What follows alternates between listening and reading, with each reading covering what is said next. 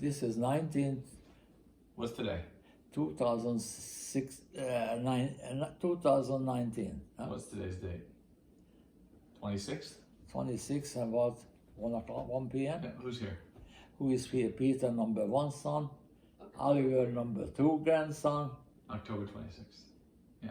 Okay. All right, what do you, And we what were do you- what are you talking gonna- what are you gonna about, talk about? from the brick factory, we were taking it to Vienna Okay. in 1943, May or June. I'll be talking about that time. We were hungry, thirsty, because there was no food for a brick factory, no water, lot of sun.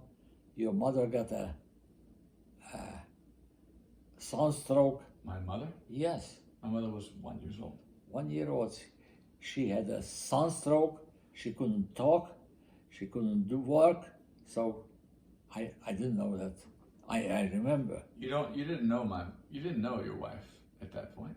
You Sure were 10 we years know. old. She We was were one. in the same brick factory. You She kidding? was in Debrecen also? Yes. But you didn't know her. I mean,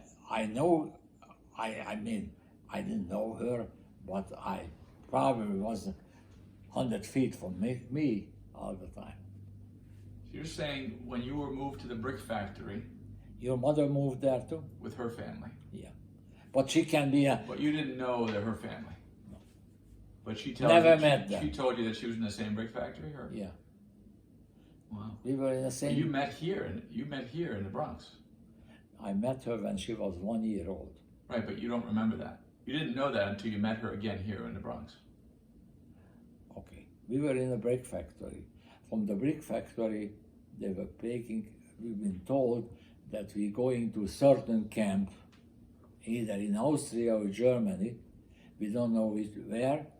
And one day they were looking for cooks, one day they were looking for people who can sew, some people with a trade. So anyway, we were in that factory and we decided, my mother said, this is no way to go, let's get out. So she decided one morning that whatever they will call, we'll go. You mean she was going to leave, and the next people that they called, she was going to leave. She didn't want to stay at the brick factory. Right. No food, no drink, you know.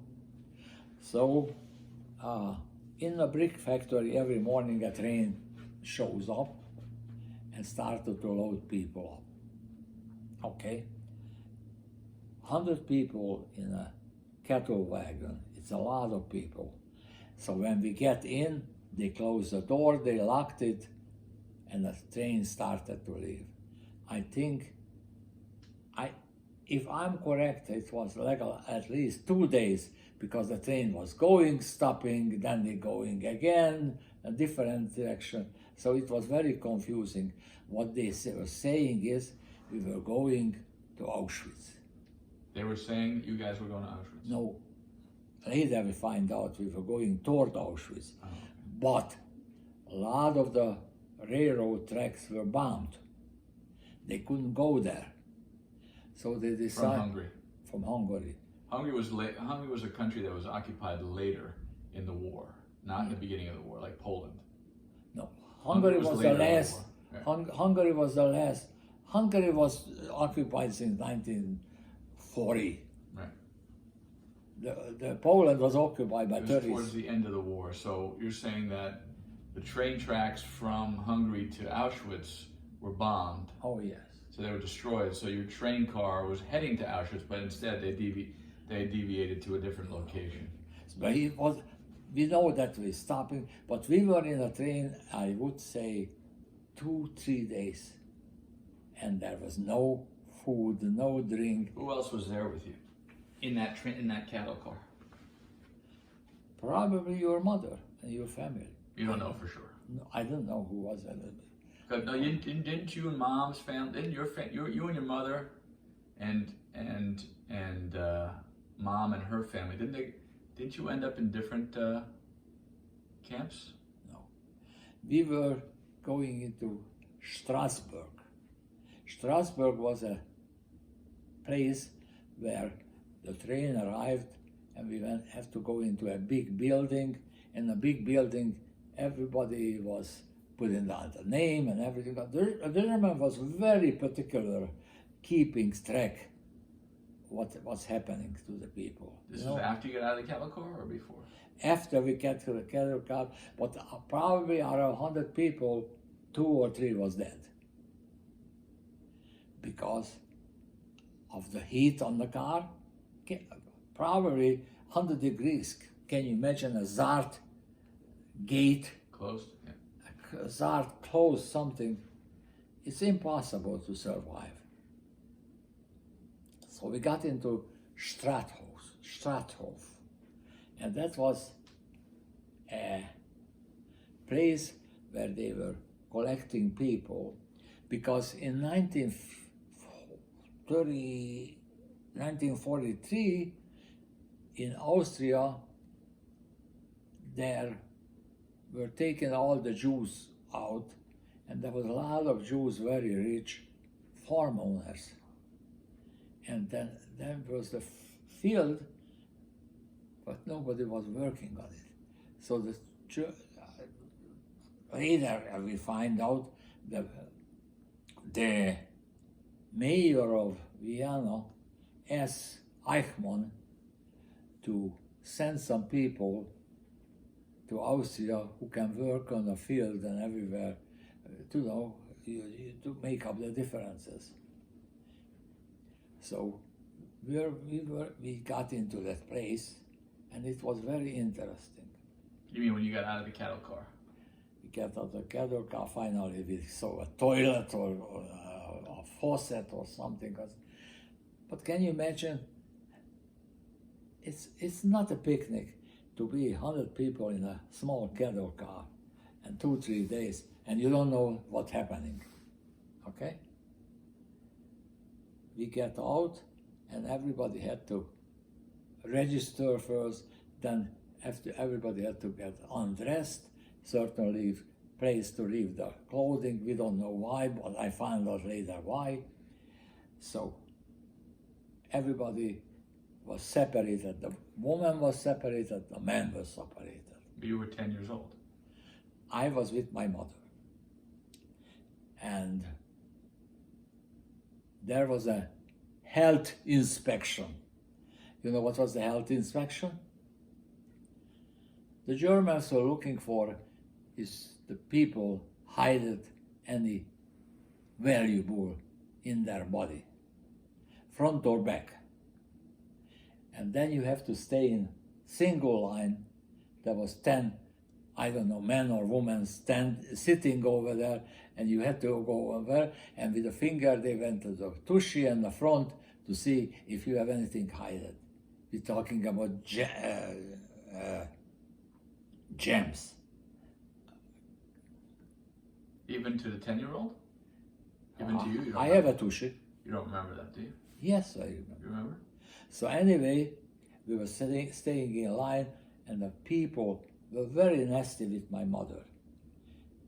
Don't you feel shame that a young boy, you're putting in that with 50 or 100 women, naked women here? I said, my mother said, what do you want? I should leave my son? My mother was very, very spicy, and she was very angry. So anyway, we went through this, no, it's not a torture, but it's dehumiliating. How do you call it? Dehumanizing. No. Humiliating. That's right. Then, same day, we had to get into a certain truck, and the truck took X amount of people to a certain destination. What was the destination? This Straathof was from Vienna probably 20-30 kilometers.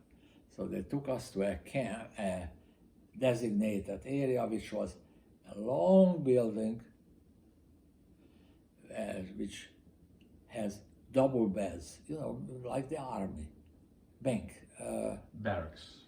A barrack with what do you call that?